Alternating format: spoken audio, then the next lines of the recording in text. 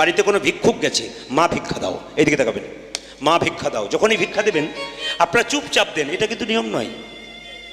আপনারা চুপচাপ দেন। অনেকে বলে দুপুর বেলায় আমার একই কাজের ঝামেলা, তারপর আবার এই দে তো কিছু আছে দিয়ে দে তো, বলেন, বিরক্ত হয়ে যান।